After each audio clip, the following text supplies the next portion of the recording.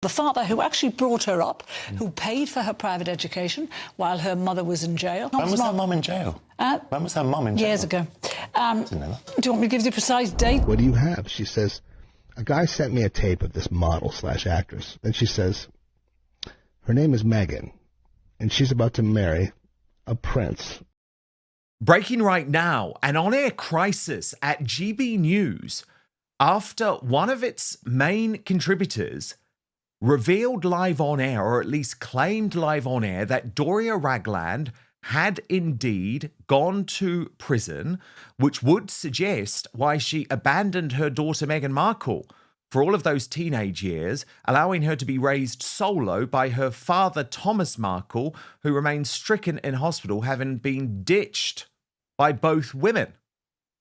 Now, remember, this is an accusation that has at least been heavily hinted at before, including by Tom Bower, who wrote the book Revenge on Meghan's previous life. At the same time, exactly what went down has been shrouded in secrecy. But Carol Malone just decided to go there on GB News, leading to an astonishing on-air confrontation with her left-wing Meghan Markle supporting rival. Watch this. It's her compassion for the father who actually brought her up, who paid for her private education while her mother was in jail, who took huge care of her. And she's not seen him in the latter years. More importantly, I mean, she's not just seen him, she's like totally snubbed him. When was her mum in jail? When was her mum in jail? Years ago. Do you want me to give you the precise date, time? Well, Because I haven't got it. I've never heard that before. Years ago. Anyway, she. But you know, this old gentleman now could be dying. Yeah. He needs to see his daughter. Jonathan, let's just bring yourself in now. What's your take on this? To me, it reminds me almost of when we heard the news about King Charles with the enlarged prostate and people asking, will Harry come back to see his father? You know, is this other people's business, or should we just leave them to it? It's Meghan's decision whether she goes or not. I thought we didn't know what the King's cancer was. No, it was just an enlarged prostate. That's never been confirmed. Sort of like this astonishing moment on GB News, Tash, where it's like everyone's freaking out because like potential truth bombs are being dropped here, there, and everywhere. But maybe that's why she brought up the King's prostate, to try and change the conversation quickly. Exactly. And it's also like he doesn't really, you know, he's made it clear he doesn't want anyone to know the details of his cancer treatment. Yeah. So, Doria, are we ever going to find out the truth, Tash, about what she got up to? Of course, both Lady Colin Campbell and Samantha Markle on special episodes here on Outspoken have revealed a lot about what was going on during those years, which did seem to include at least the proximity to drugs. What do you make of this new on-air claim? Oh, I've got to be careful here, Dan. But I think it's obvious that Doria was away for a large amount of time, which would be consistent, say, with a prison sentence. I've also heard stories over the years that she joined a hippie commune, which is also believable when you think of Doria. She looks like someone that would be a hippie. She just decided she didn't want to be a mum anymore. You know, you do read stories like this. I mean, as I said, it's clearly obvious that she was away for a length of time. She does seem to have been around her daughter when she was younger, and then she got back involved when Meghan was an older teenager. You saw her at her graduation. So there is a big gap in between that I think would have been consistent with that. But at the moment, you know, it's speculation. I don't think it's going to be revealed, because I think if it is true, it would have been covered up. I can't remember, but I'm pretty certain that when these rumors first started circulating, they said that for Doria to have been flown over and been inside the royal palaces and being treated as a member of the family, if she had a criminal conviction, there is issues there. So I honestly don't know. There's so many stories that go around regarding this woman, but someone's obviously not telling the truth. And it seems there has been quite a big cover up. If she'd have joined a hippie commune, I think we would have heard more about it. I think there has been some sort of a patch job, because it wouldn't have looked good, the new Duchess of Sussex politics. Her mother's an ex-jailbird. So I think there has been obviously tweakage of people's information, but I'm not sure we're ever going to find out. And I think probably the same applies to claims about a Meghan Markle sex tape. I mean, there have definitely been like topless pictures and some naked pictures and videos, which I had been shown in the past, which were part of that leak.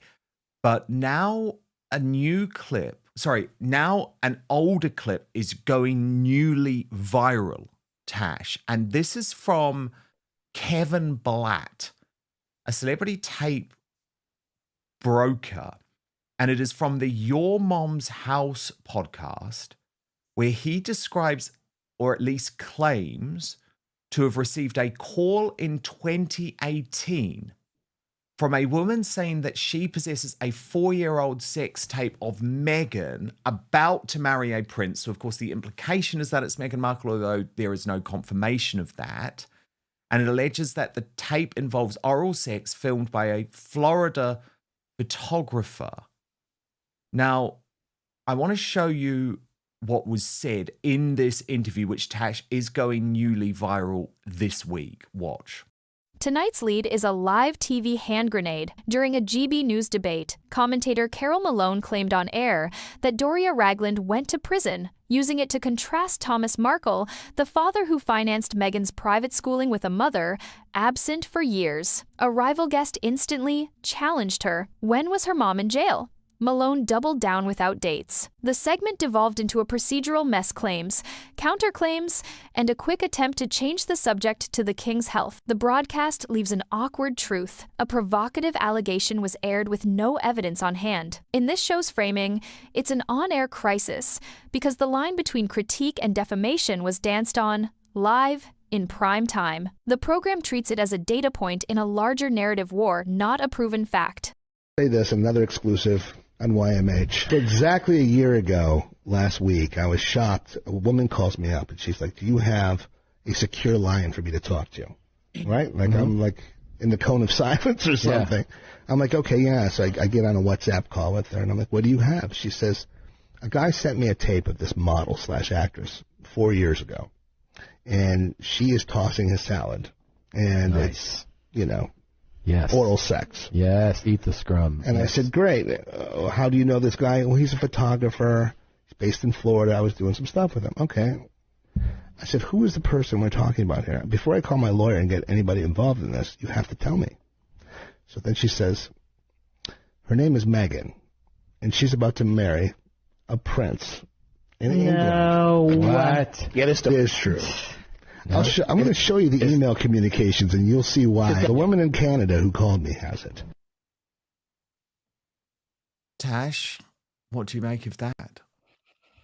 I have seen that clip. I remember that clip actually going around, I think, the first time round.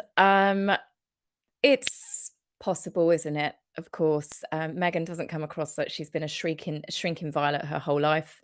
There are photographs which are not doctored, as far as I am aware, with her being on yachts. There are photographs that I've seen as well where she, these aren't the ones. There are some ones where you can quite clearly see it's AI, but she is on yachts with other beautiful young women. One of them happens to be Epstein's former girlfriend. There's a couple of photographs because they all knew each other. So, yes, is it possible there's something like that out there? Absolutely. Again, do I think that Meghan has had help covering up certain things from her past when she got involved with the royal family? Yes, I would imagine so. Are we ever going to find out the truth? I don't know. It depends who covered it up. But yes, I wouldn't be surprised. And that's not just because of my dislike of Meghan, but I think it's from what I understand of the parties she used to frequent, the sort of people she used to hang around with. I mean, Soho House is definitely a place for young, beautiful people to meet older, richer executives. People, if you scratch my back, I can scratch yours. That sort of, not all Soho House, but it's obviously a place where things like that do go on. So I wouldn't be shocked. But again, I don't think we're going to find out the truth. I think that's been locked away in a box somewhere with a key alongside whether Doria Ragland has done prison time. Tash, there's been so much bizarre stuff PR-wise from Harry and Meghan this week. Clearly an unhappy couple, as we saw in the With Love Meghan holiday celebration. But I think one of the biggest oddities was this piece from People magazine. Now, we know People magazine is like the official mouthpiece for the Sussexes. I've said it for a long time, but confirmation this week that 20% of the website traffic for Was Never comes directly from People magazine. So, I mean, there's a symbiotic relationship between People and Harry and Meghan. They need to keep People sweet because it's sending potential customers to Was Never. And let's be honest, there's not many potential customers, so they desperately need it. But this article was totally bizarre. Let me just take you through it. The flurry of mini dramas underscores how the couple is still learning to navigate the Hollywood spotlight, after moving to the US in 2020. But friends say they weather it together. It never creates friction between them, a source tells People. They're fully aligned and always operate as a team. It never puts them at odds. While Meghan tends to dismiss outside chatter, what she herself calls just noise, Harry is known to take the commentary more to heart and remains especially protective of her. But Tash, utterly bizarre, given that what the headline reveals is that Meghan Markle and Prince Harry are needing a holiday reset. And it's as if this was almost like a preemptive strike.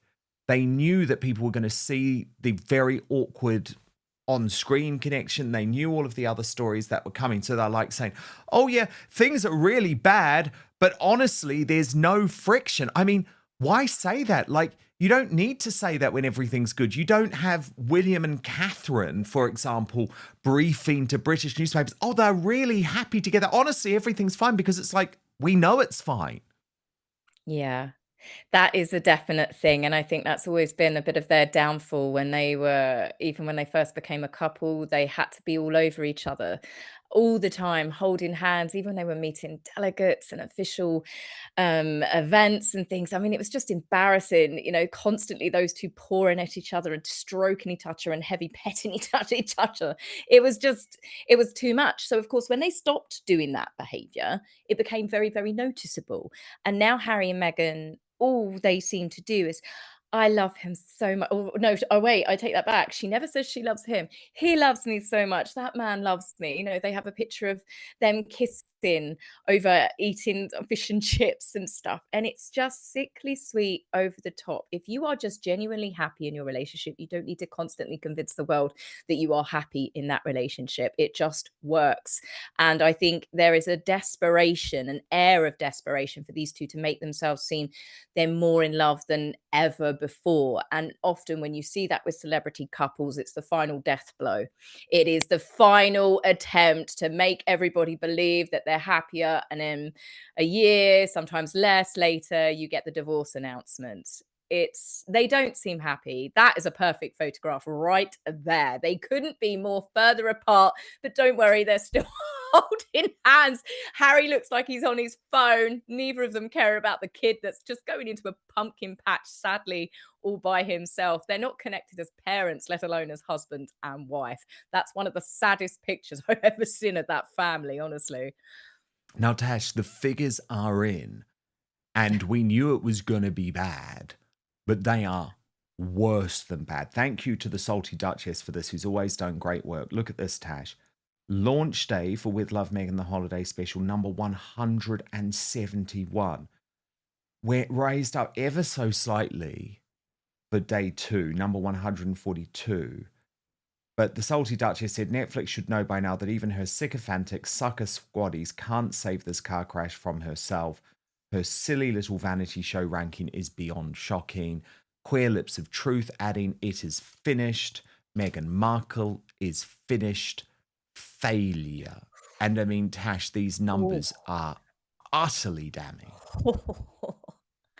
I mean, Dan, you watched it. It was bad. I mean, I've watched. Well, I lie. I didn't watch the. No, I did. I did manage to get through all of it in the end.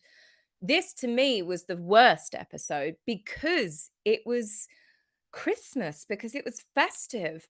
Meghan managed to ruin Christmas. I mean, we should start calling her the Grinch. She took the joy out of advent calendars, out of wrapping, out of, I mean, even the Christmas crackers. She took putting confetti in Christmas crackers. Nobody does that, Meghan. Why? Because it will go absolutely everywhere, all over your food, in your drinks. Don't do it. Your hostess will not be very happy. But it was really bad. And yes, it was awkward. I'd say there was more awkwardness in that episode than what I had seen in any of the others. She and Naomi Osaka had me wanting to put a cushion over my face like a horror film. Both Naomi came across as really lovely, but the friction, honestly, it was just painful. Those two women couldn't be on different planes if they tried. More if they tried. Just Well, totally. And Tash, I was really taken by one of the moments that you picked out. You posted on X, Meghan was not impressed that Kelly, this is, the best mate, isn't it? Kelly's Ashvin, and her wreath got a compliment from the Netflix crew. And actually, when you look at the video that you picked out, Tash, it's really obvious. Watch this. Third-person narration lays out the only safe ground. Meghan's teen years were largely spent with Thomas Markle. That much is uncontested by either camp. Beyond that, the so-called missing years of Doria have long been the subject of rumor, everything from hippie commune stories to darker insinuations. The show stresses that none of those claims are independently corroborated. It argues the real story may be simpler and still damning for Meghan's brand. The optics of cutting off the parent who raised you, especially while he's seriously ill, collide with the show's performative homilies about family, memory, and intentional Christmas traditions. That hypocrisy critique doesn't require any car crash rumor to land only what's on camera now. Need bow action. Aren't bows in right now? That's what you told me. That's a high quality wreath. Thank you so much. Trucking along on that. Thank you. You'd purchase it? It also goes to show that you don't need some expert to do it. This is the first time. Yeah. And they're coming together.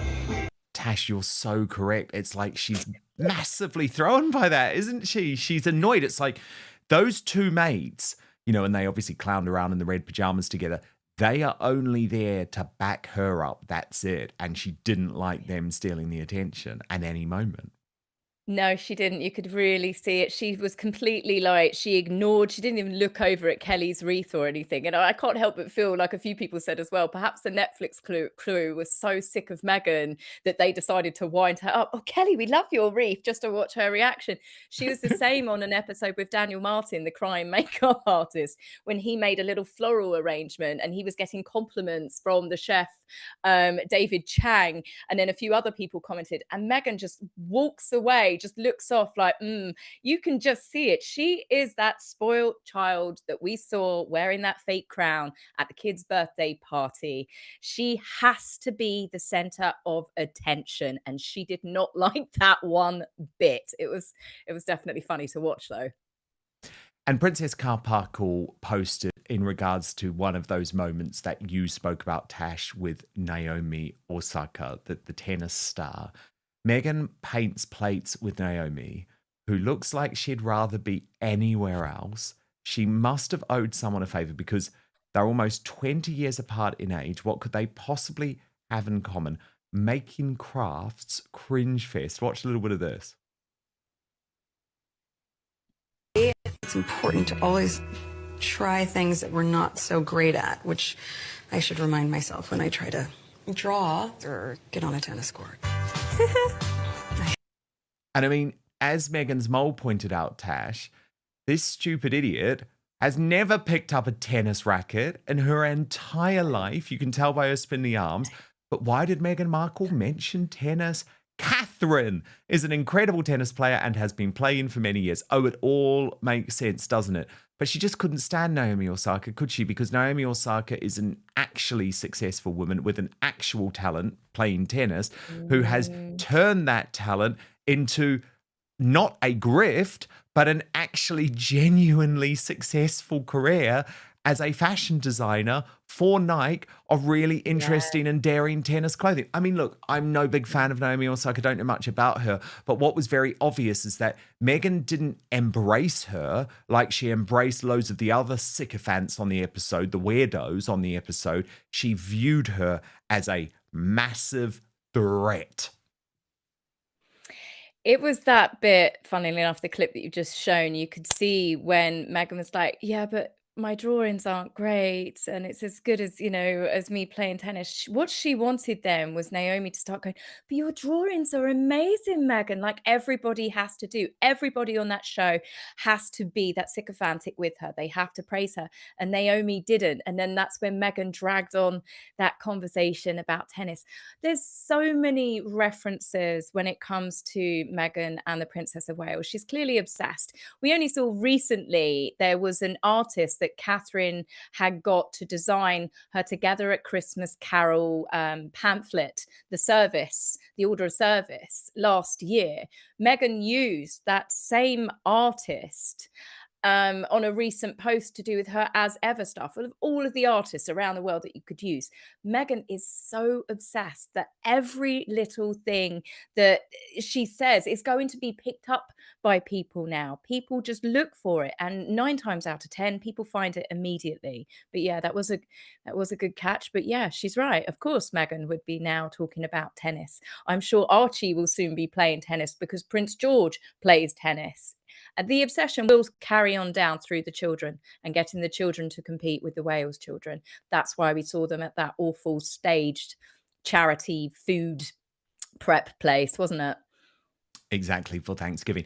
And by the way, if anyone served me the green wreath crudité plate, which Meghan gave Naomi Osaka, I'd be out of there. So no wonder Naomi was miserable with her. It's like, what? What? I've come to your house for Christmas and you've served me raw broccoli on a crudité plate? I'd be miserable too. Yeah, there's no amount of chili oil that was going to save that dish, honestly. But don't forget, Dan, the amazing bit, the real festive bit wasn't just the broccoli or the asparagus. Meghan popped peas because it brings joy to people. I know, we'd never thought of that, had we? Now, we spoke about Carol Malone at the top of the show, Tash, in regards to the fact that she had dropped this, prison bomb, the prison bombshell on GB Carol. News. Well, indeed. And you might say go Carol here as well, because I feel like what the Sussex squad are failing at these days are to keep trying to pin any criticism of their hero to racism. And it's something that worked in the mainstream media for a long time. I believe it's now trying to collapse. And I wanted to show you and sort of illustrate this collapsing in real time. And it came on the UK Jeremy Vine show. This wasn't hosted by Jeremy Vine. There's a fill-in host. But it's one of those shows, Tash, where members of the public call up. But they're usually planted, right? And this was clearly a Sussex squad plant. And I'll show you first what they had to say. Watch. A years-old podcast clip from a self-described celebrity tape broker is trending again, claiming a woman approached him in 2018 with a sex video allegedly involving a model, actress named Meghan. Third-person voice draws a bright line. Salacious, unverified allegations are not evidence, period. The episode treats the reviraling as a PR stress test. Rather than a fact pattern, why do these stories resurface when official narratives wobble? Because power vacuums get filled. The show declines to describe or platform explicit details, noting that repeating them without hard proof is both irresponsible and legally radioactive. The take: if there was anything verifiable, it would be in court filings or reputable investigations, not in rumor reels. Sharon is in London. Sharon, are you a Netflix subscriber? Are you going to be finding out how you're going to do your Christmas from Meghan this year? Of course I will. I watch all her series, and she's working hard for her. She's working to support herself. She's not getting free money from the taxpayer and billions like all the others doing nothing. Well, and why should she? She's not living in this country.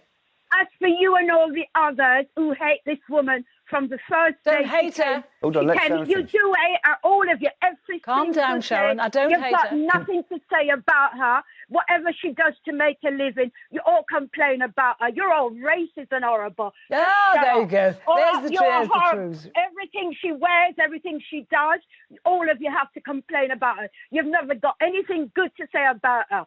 So I love her. She's great, and I'll watch all her series, and I hope she I hope she gets many more series and all these horrible people like that woman on the show today. They just have nothing good to say about this woman. Go and support all the other royals and give them all your taxpayer money, millions. They've got billions, and you're all still supporting them and giving them millions every year. All right, and this woman is trying to make a living, and all you've got to say every day is horrible things about everything. She sold out the Royal Family. From the first day she was on. True. Sharon, are you going to do some craft? From the first day you've all hated her because she's straight and she's not a white person. You don't do that to any of the other royals, so just shut up and leave the woman alone to make a living. You're making a living doing what you want to do. She's making a living. Nobody's giving her money. So just leave her alone. I'm sick of you people. So clearly a member of the Sussex squad, right? Planted. But what was great is when Carol Malone was finally able to respond, she, in real time, live on air, just destroyed this idea that the criticism of Meghan had anything to do with racism. Watch. Sharon, thank you for making those points. I'm going to give you a chance to come back there, Carol, because you just called me a racist. You should just call me a racist. Yeah, but that's just so typical. Like, you know, it's like if you criticise someone and they happen to have a skin that's black or brown, you have to be racist. You can't criticise them on the basis of what they do. I don't know why she's in love with somebody who actually has sold out the royal family, who has made the millions that she's talked about on the backs of the family and by hurting and talking. The royals racist too, remember?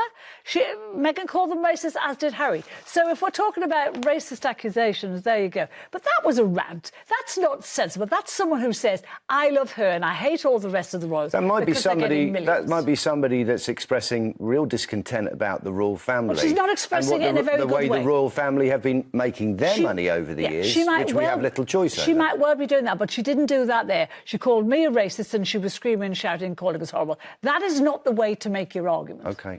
But Tash, it's all they've got. And it doesn't work anymore, does it? Like, it did sort of work. It tricked the mainstream media, the regime media in 2020 and 2021. It don't work anymore. Like, all of our horror and disgust, which, by the way, has been felt around the world about Meghan Markle doing absolutely nothing when her father has his leg amputated. Like, none of it's about race. No, of course it's not. It always has been. It's always come down to character. I mean, Harry is another person that people just don't like because of the things that he's done. It's the way he's treated people. It's got nothing to do with the fact that he married a biracial woman. It's because Harry has turned out to be a complete and utter jerk. In fact, since Harry has stepped away from the prince he was born and the man he's become, as it turns out, he's not a very nice man. And he has also chosen a wife who happens to be not a very nice person. And I think a lot of people picked up on that in the beginning because you started seeing the shift in Harry changing. And I don't think now, I was one of the people that thought, oh, it was Meghan manipulating him. No, I think she emboldened Harry because of her terrible behavior. She nurtured that out of Harry. I don't think that Meghan tricked Harry into becoming this terrible person that's been awful to his family.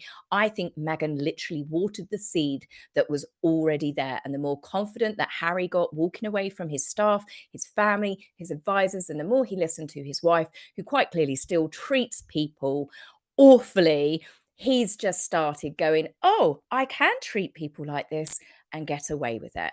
And that's why those two are two peas in a pod, and they truly do deserve each other. So I don't think that and I hope that they don't divorce. I hope they stay together because I don't see the point in them trying to ruin two other people's lives if they move on and remarry. Two peas in a half-opened, joyous, little festive pod on a revolting crudité platter of raw broccoli, which we don't want to eat. No. Tash, you're absolutely brilliant. I actually watched your review of With Love, Meghan, which I highly recommend. It's brutal. It's probably even more brutal than mine.